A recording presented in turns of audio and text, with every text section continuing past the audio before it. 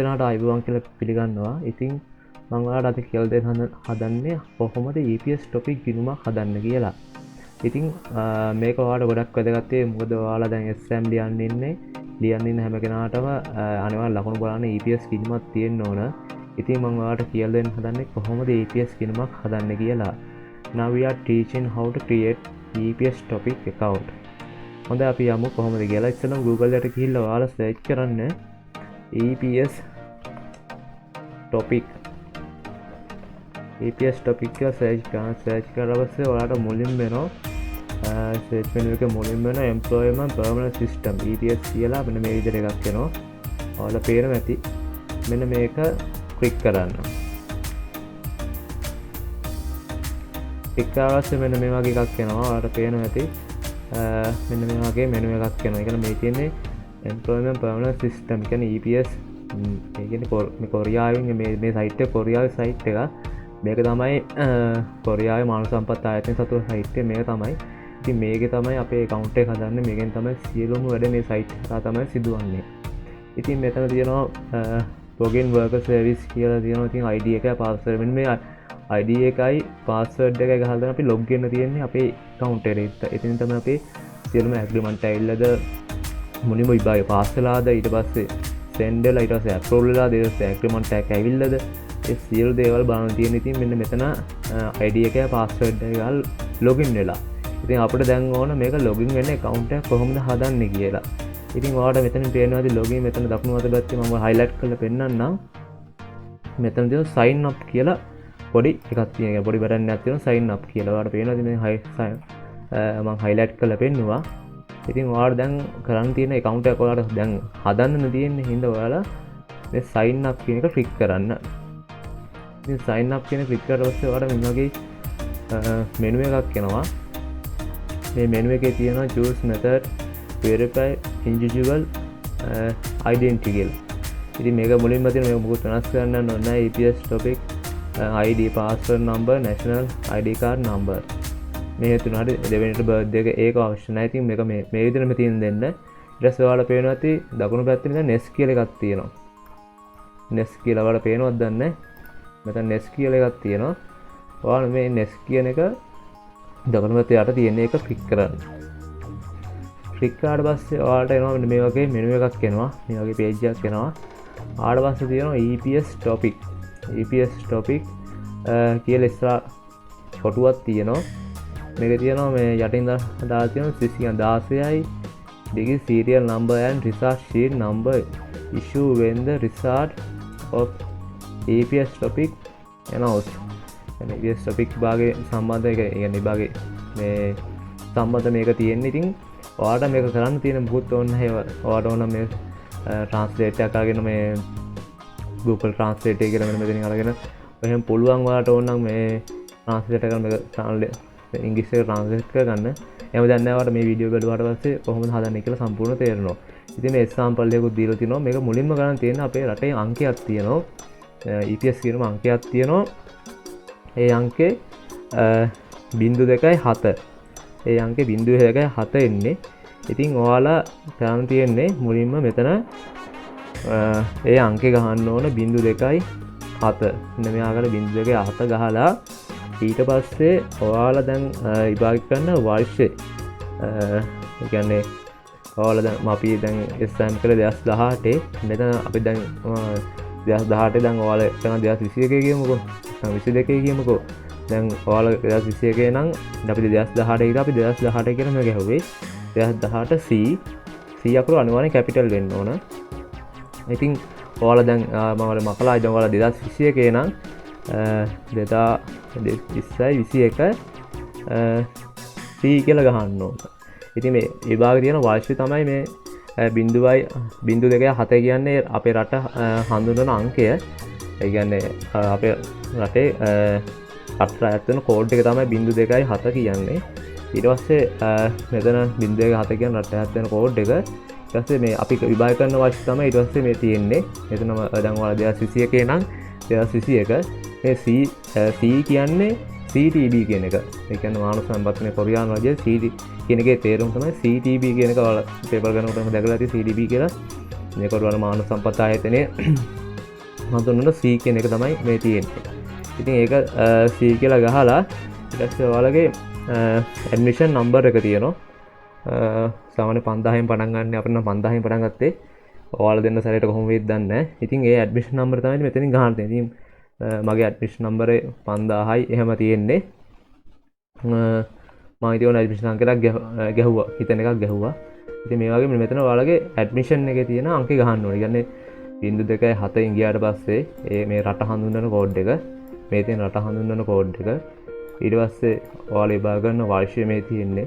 ඊට පස්සේ මේ 100 අකුරෙන් කියන්නේ මේ කොරියානු මානව සම්පත් ආයතනයේ ඊට පස්සේ තමයි ඔයාලගේ ඇඩ්මිෂන් අංකේ ගහන්න තියෙන්නේ මෙතන. ඔයාලට හොඳින් පැහැදිලි ඇති. ඊට පස්සේ ඇඩ්මිෂන් අංකේ මෙතන ගහන්න. ගහලා ඊට පස්සේ එච්චර එතන කරන් තියෙන්නේ. ඊට පස්සේ මෙතන පාස්පෝර්ට් කියන එක තමයි ඔයාලට මෙතන දෙන්න තියෙන්නේ. පාස්පෝර්ට් එක ඉස්සරහින් මෙතන ඔයාලගේ පාස්පෝර්ට් නම්බරේ ගහන්න ඕන. ඔයාලා පාස්පෝර්ට් එක එන්න අකුරෙන් මුලින්ම පටන් ගන්න එන්න අකුර අනිවාර්යෙන් කැපිටල් ගහන්න ඕන. මෙතනත් මේ 100 අකුර අනිවාර්යෙන්ම කැපිටල් ගහන්න ඕන. හොඳද? කැපිටල් මෙතන එන්න අකුර කැපිටල් ගහලා දැන් මෙතන කැපිටල් ගහලා ඔයාගේ පාස්පෝර්ට් අංකය දිනවන එක අංකය මෙතන ගහන්න ඕන. අංකය ගහන්න ඕන. ගහලා ඊට පස්සේ මෙතනින් කන්ෆර්ම් කියලා එක තමයි දෙන්න තියෙන්නේ. ඉතින් මට මෙතනින් එහා යන්න අමාරු වෙයි. දැන් මෙතන මගේ ඔරිජිනල් පාස්පෝර්ට් අංකය මම මේක ගහලා දෙන්න මට account එකක් තියෙන හින්දා මට මෙතනින් එහා යන්න බෑ. බලමු. යන්න බෑ ඇත්තටම. මෙතනින් එහා යන්න බෑ. මෙතනින් එහා වෙන කාරණේ කියන්නම්. ඊට පස්සේ මෙතන කන්ෆර්ම් කියන බටන් එක දුන්නට පස්සේ මේ මම අත මේ යට තියෙන කන්ෆර්ම් කියන බටන් එක දුන්නට පස්සේ එනවා. ඒ කියන්නේ ඔයාලගේ මෙයින් සමාන ඔයාලට එනවා මෙයින් එකතාවයන් 5ක් එනවා. එකතාවයන් 5ක් එනවා. ඒක ඉංග්‍රීසි දක්වලා ඇති එකතාවයන් 5ක්. ඉතින් ඒ එකතාවයන් 5ට ඔයාලා හර ලකුණු 5ක් දෙන්න ඕන. එකතාවයන් 5ට හර ලකුණු 5ක් දෙන්න ඕන. 5 දුන්නාට පස්සේ ඊට පස්සේ එකතාවයන් 5ට හර ලකුණු 5ක් දුන්නාට පස්සේ කන්ෆර්ම් කියන එක එතනක් තියෙනවා. මේ විදිහටම කන්ෆර්ම් කියන එක තියෙනවා. ඊට පස්සේ කන්ෆර්ම් කියන එක ඔබන්න ඕන. ඊට පස්සේ මම ඔයාලට කිව්වා වගේ කියන්නේ ඇත්තම කියන්නේ ඔයාලට එනවා එකතාවයන් 5ක් තියෙනවා. 5ට ඔයා හර ලකුණු 5ක් දාන්න ඕන. හර ලකුණු 5 දාලා ඊට පස්සේ ඔයාලට එනවා හර ලකුණු 5 මෙතන දාලා මෙතන කන්ෆර්ම් කියන බටන් එක දෙන්න. දුන්නට පස්සේ ඔයාලට විශේෂයෙන් දෙයක් තියෙනවා කරන්න. ඊට පස්සේ තමයි ඔයාලා දැන් ලොගින් වෙන එකේ ඔය මම ඉස්සෙල්ලා මුලින් පෙන්නුවේ ID එකයි පාස්වර්ඩ් එකයි. අන්න ඕක තමයි ඊට පස්සේ දෙන්න තියෙන්නේ. කියන්නේ ලොගින් වීමට අවශ්‍ය ID එක සහ පාස්වර්ඩ් එක තමයි එතනින් ඉල්ලන්නේ. ඉතින් පාස්වර්ඩ් ID එක පාස්වර්ඩ් එක ඉල්ලනවා. විශේෂයෙන් ඔයාලා මෙතන මතක තියාගන්න ඔයාලා ලේසි පාස්වර්ඩ් එකක් දෙන්න ඕන. සාමාන්‍යයෙන් මම උදාහරණයක් විතර පෙන්නන්නම්. මෙන්න මේ වගේ මම හදලා පෙන්නන්න පාස්වර්ඩ් එක. මේ වගේ සාමාන්‍යයෙන් යන්නේ ලේසි පාස්වර්ඩ් එකක් මට පේනවද දන්නේ නැහැ.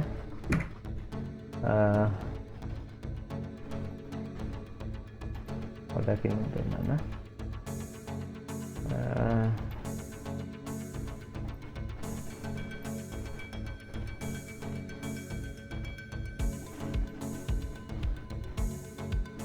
සාමාන්‍ය වෙනවා ලේසි පාස්වර්ඩ් එකක් හදන්න ඕන. දැන් ඔයාගේ නම රමේෂ් කියමුකෝ. රමේෂ්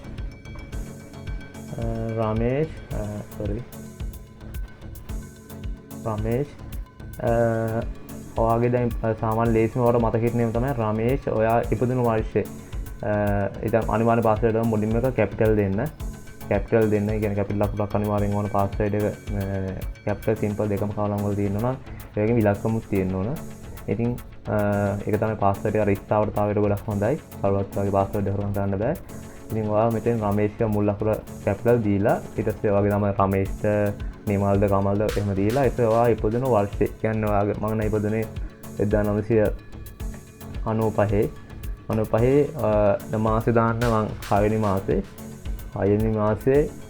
9 ඔන්න කියන්නේ 1995 0.6 මෙන්න මේ වගේ එකක් දෙන්න. ඒකට ඔයාලා ID එකට දෙන්න. ඒක හරිම ලේසියි මතක තියාගන්න. ඒ කියන්නේ වගේ නම කෑල්ලක් ගහලා අයිඩ මේ උපදින වයිසේ එහෙම ගහන්න වයිසයි මාසේජ් දිනිය එහෙම ගන්න මේක තම ලේස්මිදිය ගොඩක් අය පාසට් රිකවරි කරගන්න ඕන ම එකන්න බලක් අය ලොකුවම අමාරු පාසට දා රසිය මතකන ඉට රිකවරි කරනය වගේ වැඩෙන ඉතින් ඒවා කිසි දෙයක් කරන්න ඕන්න මේ වගේ මේ පොඩි සරල පාස්වර්ඩයක් දෙන්න ඉවස් විශේෂයෙන් කියන්න ඕන ඊට පස්සේ අයිඩියටන්න මේ වගේ පොඩි සරල අයිඩිය එකක් දෙන්න ඊට පස්සේ පාස්වර්ඩ් එකටත් ඔයා මේකම දෙන්න ඔයගෙන ඔයාගේ අයිඩියකම ඔය පාස්වර්ඩ් එකටත් දෙන්න කිසි පක්ෂණ හැම දෙන්න පුළුවන් ඔයාගේ අයිඩියකම ඔගේ පාස්වර්ඩ් එකටත් දෙන්න එතකොට ඔයාට කිසිම දෙකට බයන්න දෙන්න මේ විදිරම රමේශ් දනස් පහයි බිඳහ බිඳු නමගෙන අයිඩිය කර දුන්නවාගේ අඩිය දුන්නගෙන පාස්වර්ඩ්ඩයක් මේ විතරම් දෙන්න එතකොට ඔයාට ලේසියම් මත්‍යයන පුළුවන් පාස්වර්ඩ් අයිඩිය දෙකම එකයි කියලා මත්‍යයනපුන් ලේසියම්ම කිසිදයක් අමතක වෙන්න මුගල මේ ගිනිම ට ගොඩක් වෙදස මේක හරි කචල් ලගියෝ මේ රිකවරි කරන්න විකාර දෙවල් කරන්න යනවා ඉතින් ඒච්චර දුර එදුග යන්න ඕන්න මේක අනිවාරෙන් වාට හොඳර මතක මේ තියගන්න ලේසි ඉතින් ඊට පස්සේ ඉට කියන්න ඕන දැකසර පාසටම දෙසට පාසට ඇතුලක් වගේ කම්පම් පාසට් කියලා තියෙන හොඳ මේක දෙසට පාසඩය දෙන්න තින දෙසරත් දෙන්න පලිසර දෙන්න වසේ දේ අයිඩියක දුන්න ඉටවස්ස පලින්සරේ පාසට දෙන්නට සේ පාසටම යටින් ආපහ ඒ විදිරම ගහන්න ඕන යටින හොඳ ඒගන්නේ දෙසට පාසඩ්ඩක දෙන්න දීල පස්සේ දුන්නට පස්සේ දෙවරක් ඇතුල් කලා වාට මෙතනින් තියනෝ ඊවස්වාට ගම්පෝම් කියලා හරි තින ඕකේ හරි යටින් ගත් තියෙන එක දෙන්න දුන්නට පස්සේ වාලක කවන්ට ඔටම එතනින් ක්‍රියටල් තියනතර වාලගේ කවන්ට එක හැදිලු තියෙන්නේ ඊට පස්සේ ඔයාට මේතර කවන්ට ලොක්කන රස්සේ මෙන්න මෙතන සමත් කියල පෙන්නාවී සමත් කියල පෙන්න්නයි සමත් කියල පෙන්න්නනේ තයි ඉතින් තමයිවා කවන්ට පාස් කලාද කියලා ඇතින් බාග ලම වාලකොට ඉතිනි සමත්වල පෙන්න්නනවා ඒකින් තමනි පාස්ලතිය තීරණය වෙන්නේ ඉරවස්ස තමයි ටිකාස් ගමට යවීම කියල වැටේ මෙඩිකල්ලය දුන්න පොලිසි පොඩ් දුන්නට පස්සේ ඉතින් මෙච්චරයි තියෙන්නේවාට කියල දෙන්න බොහොම ස්තුතියි මහිතනවල දෙයක් ඉගෙන ගත්තයි කියලා බොහොම ස්තුතියි